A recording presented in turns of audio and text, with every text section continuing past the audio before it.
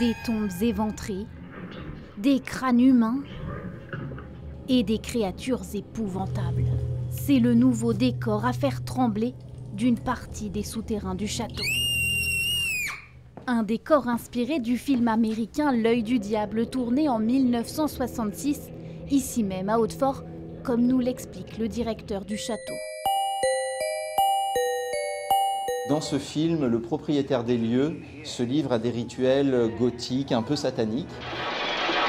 Et donc on a imaginé que ce propriétaire était de nouveau présent au château cette année, avec des pièces dans lesquelles il se livre à des cérémonies, où il partage sa passion pour la torture, une relation assez particulière avec des araignées qui ont pris un peu le dessus. Donc tout ça offre une ambiance assez effrayante, mais ça a été pensé comme un décor de cinéma pour que ce soit d'une beauté terrifiante.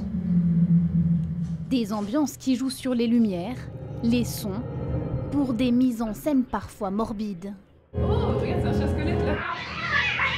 Chaque pièce, chaque scénette est différente, donc c'est très sympa. On est en immersion dès le début. Ça donne un autre aspect du château qui n'est peut-être pas celui auquel on s'attend. J'ai bien aimé la parcours hanté parce que y avait plein de trucs effrayants, mais ça faisait pas bouh. Et si vous aussi vous voulez plus de boue, le Clou de l'horreur à Hautefort, ce sera pour la fin des vacances.